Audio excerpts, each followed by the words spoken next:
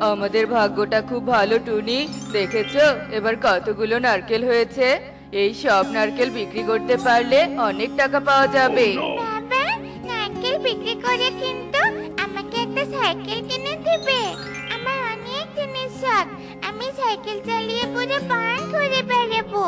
শখের জিনিস পরে কোনো সময় কিনে দেয়া যাবে, এখন আগে প্রয়োজনীয় জিনিস করতে হবে। ঘরটা ভেঙে গেছে, তাই ঘর ঠিক করাই জরুরি হয়ে পড়েছে। হ্যাঁ টুনি, তুমি একদম ঠিক বলেছো। মা টুকি, তুই মন খারাপ করিস না, আমি তোকে কিছুদিন পর সুন্দর একটা সাইকেল কিনে দিব। আচ্ছা ঠিক আছে বাবা, আমি তাহলে খেলতে গেলাম। আচ্ছা ঠিক আছে মা, যা।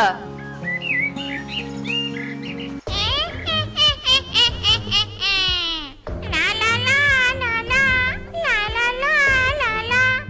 আরে বাহ, এই বনটা তো ভালোই দেখা যাচ্ছে।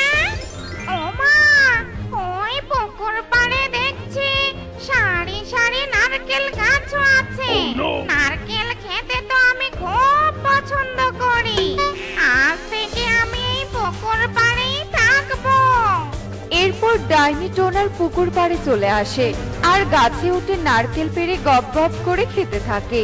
আহ, কতদিন পর মজা করে নারকেল খেলাম। তবে আর কয়েকদিন গেলে নারকেলটা খেতে আরো বেশি মজা লাগবে।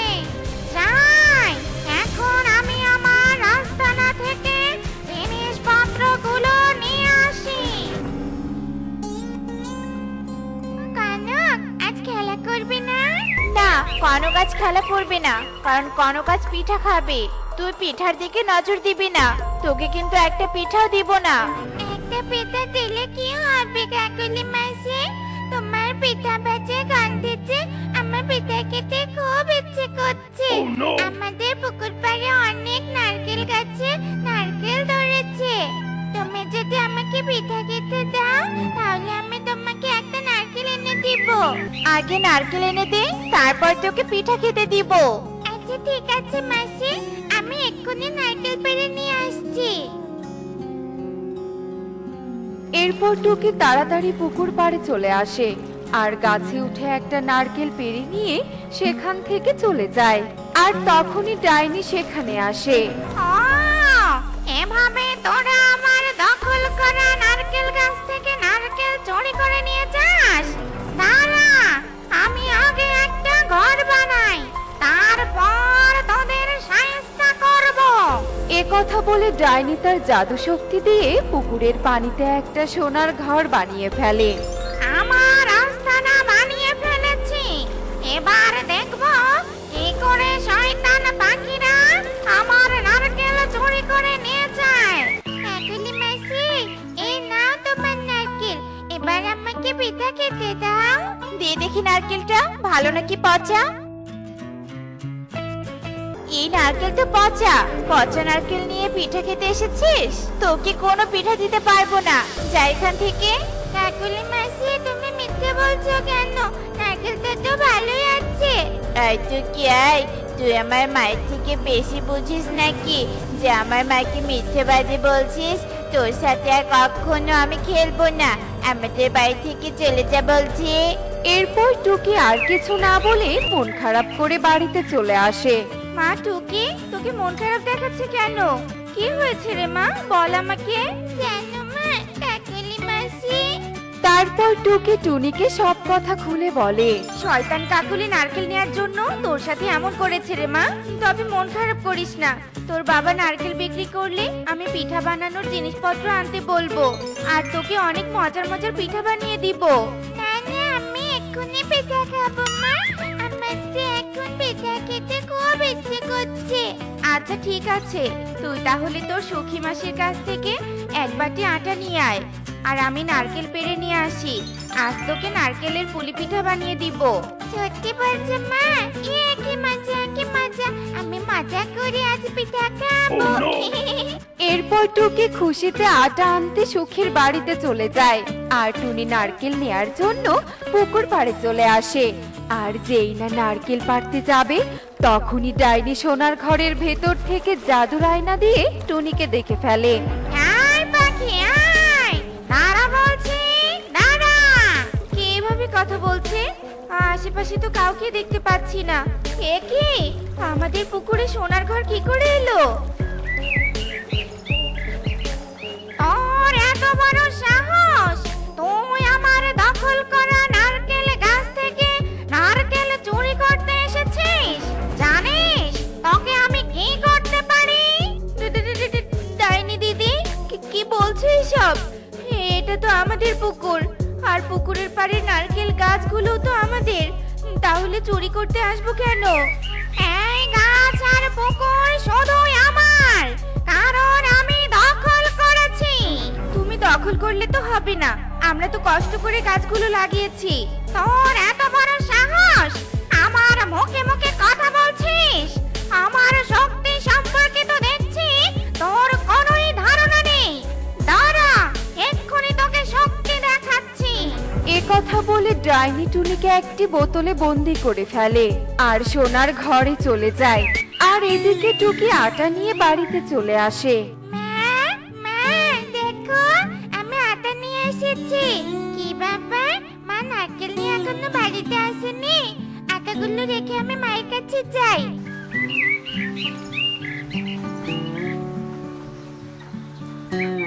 মাকে তো পুকুর পাড়েও দেখা যাচ্ছে না। মা, কোথায় তুমি? ধুর, মাঝে আবার কোথায় চলে গেল? হয়তো অন্য পথে বাড়িতে গেছে। আমি বরং বাড়িতেই যাই। এরপর টুকি আবারও বাড়ির দিকে যেতে থাকে আর পথে টোনার সাথে দেখা হয়ে যায়। মা টুকি, তোর মাকে দেখেছিস? টুনিকে তো বাড়িতে দেখলাম না। কি বলছো বাবা? আমি ভাবছি নারকেল নিয়ে মা বাড়িতে গেছে। কেন, তোর মা নারকেল পাড়তে গিয়েছিল নাকি? কিন্তু নারকেলগুলো তো এখনো শক্ত হয়নি। তারপর টুকি টোনাকে সব কথা খুলে বলে। ও এই ব্যাপার, তাহলে হয়তো তোর মা দোকানে চিনি আনতে গেছে। চল দোকানে গিয়ে দেখি। এরপর টোনা আর টুকি দোকানে চলে যায়, কিন্তু সেখানেও তারা টুনিকে খুঁজে পায় না। আর এভাবে সব জায়গায় টুনিকে খুঁজতে থাকে, কিন্তু কোথাও টুনিকে খুঁজে পায় না। এবং এভাবেই সন্ধ্যা নেমে আসে। বাবা, মা তাহলে কোথায় গেল? মাকে ছাড়া আমি এখন কি করে থাকবো বাবা? টোনা, টুনিকে এখনো খুঁজে পাসনি? না দাদা, তোকে একটা বুদ্ধি দেই, তুই বরং তান্ত্রিক বাবার কাছে যা, তাহলে তান্ত্রিক বাবা টুনিকে বের করে দিতে পারবে। হ্যাঁ কবুতর দাদা, তুমি একদম ঠিক বলেছো। চল মা, আমরা তান্ত্রিক বাবার কাছে যাই।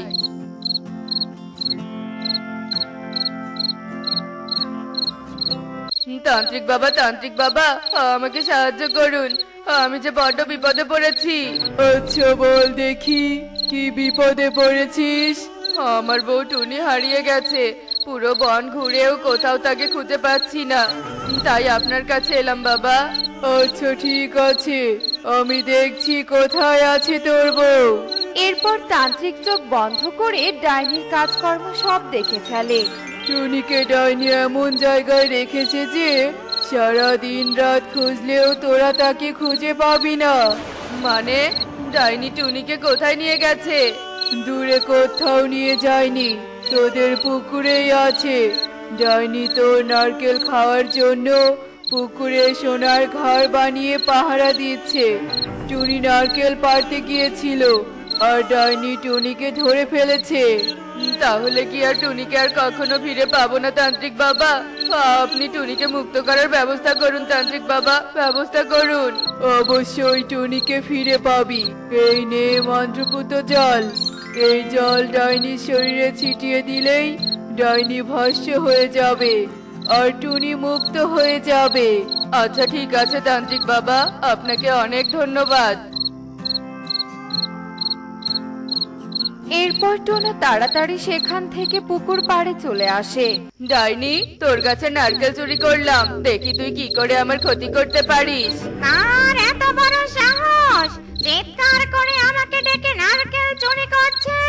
বাইরে গিয়ে পাখিটাকে ধরে নিয়ে আসি তো। বাবা তৈরি হয়ে নাও, ডাইনি এদিকেই আসছে। তুই সাধারণ পাখি হয়ে কিনা আমার সাথে পাঙ্গা নিতে এসেছিস?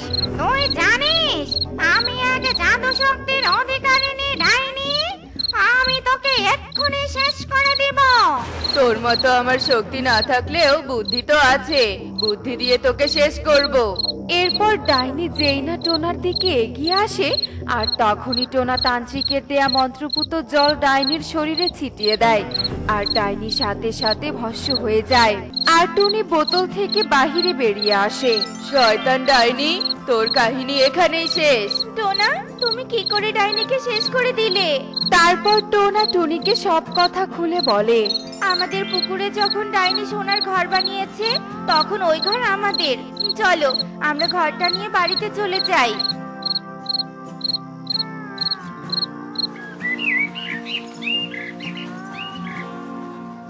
মা টুকি, তোর জন্য নতুন করে পিঠা বানিয়েছি। পিঠা খেলে বাড়িতে চল। আর টুনি, তোর সোনার ঘর কোথায় পেলি? এখান থেকে আমাকে কিছু সোনা দিস তো।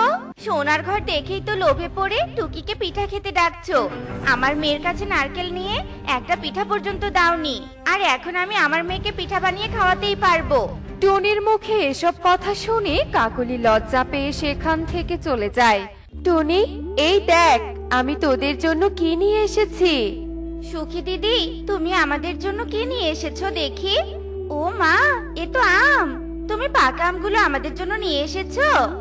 হ্যাঁ, এই আমগুলো আমি তোদের জন্য নিয়ে এসেছি। আমার আম গাছে এবার অনেক আম ধরেছে। তোর বাড়িতে তো কোনো আম গাছ নেই, তাই ভাবলাম তোকে কটা আম দিলে তোরা খেতে পারবি। সুখী মাসি, তোমাকে অনেক ধন্যবাদ আমাদের জন্য আম নিয়ে আসার জন্য। কতদিন থেকে আম খাই না, দাও এখন মজা করে আম খাবো। ঠিক আছে রে মা টুকি, এই নে তুই আম খা। এরপর টুকি আম খেতে থাকে। ঠিক তখনই বাইরে থেকে কিসের যেন ঠক ঠক আওয়াজ আসতে থাকে। কি ব্যাপার সুখী দিদি, বাইরে থেকে কিসের ঠক ঠক আওয়াজ আসছে? চলো তো গিয়ে দেখি। হ্যাঁ টুনি, চল।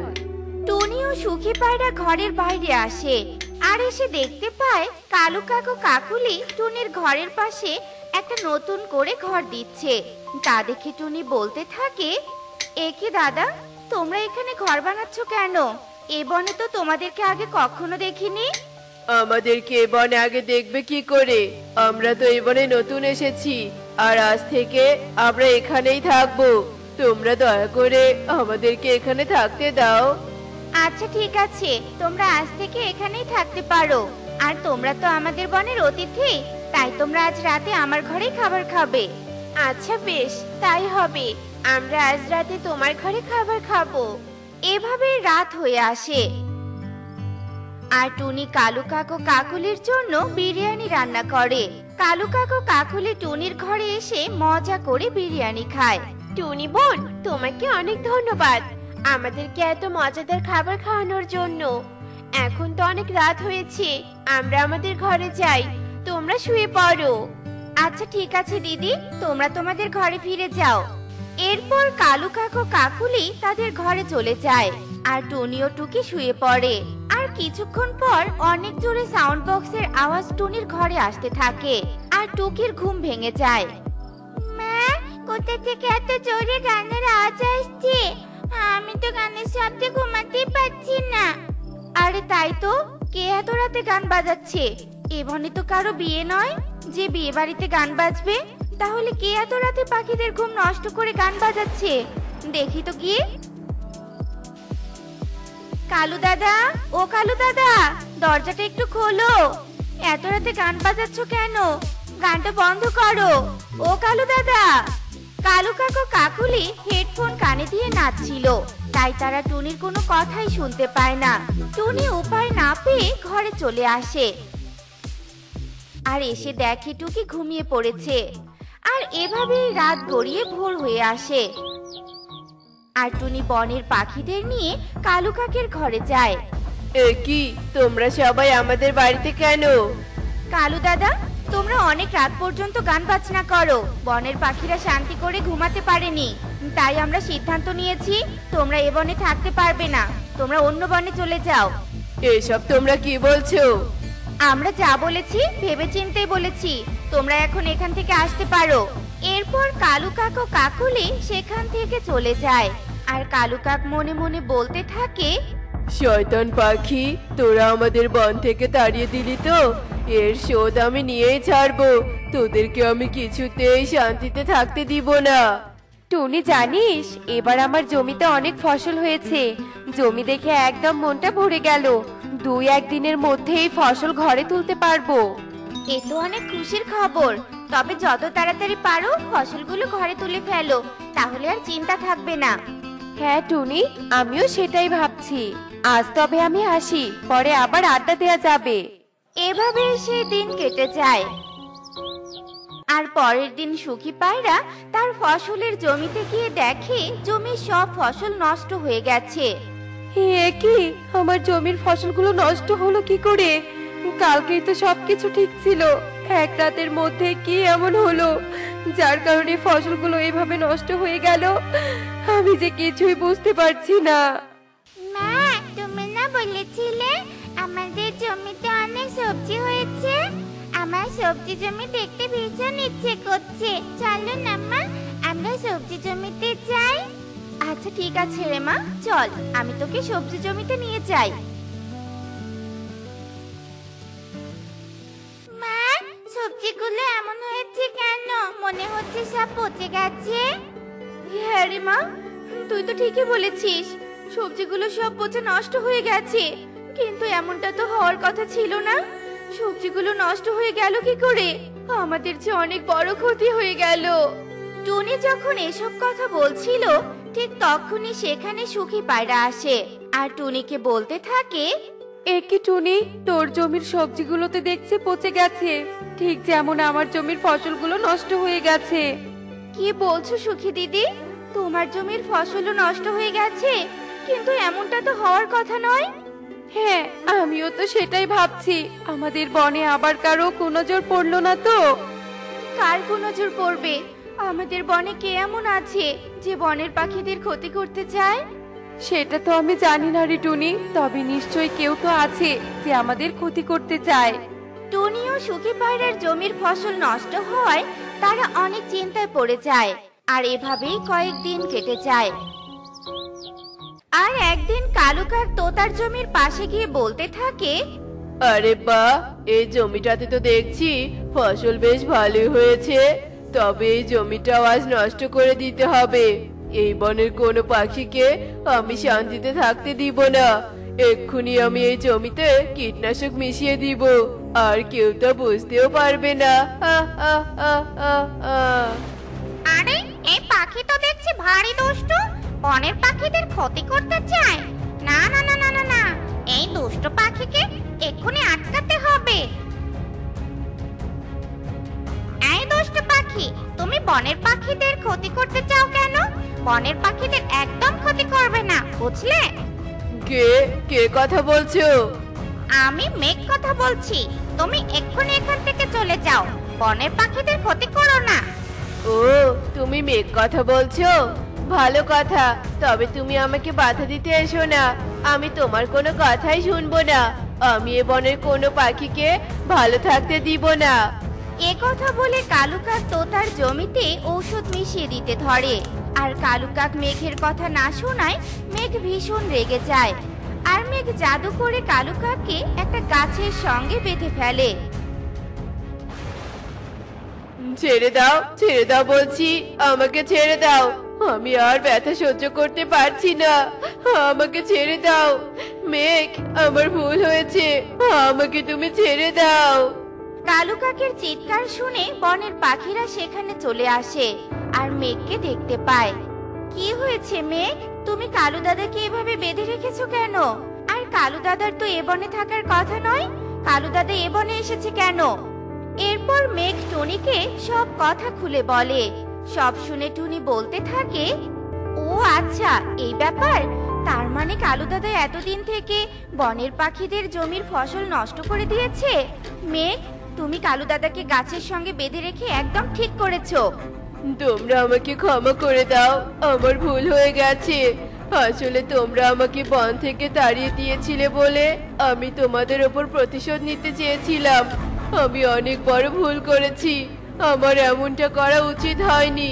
আমি আর কখনো এমন করব না। আমি আমার ভুল বুঝতে পেরেছি।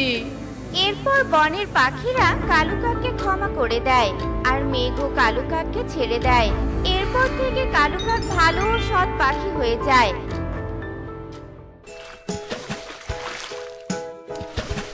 দেখলে তো বন্ধুরা, অন্যের ক্ষতি করতে চাইলে নিজেরই কেমন ক্ষতি হয়ে যায়।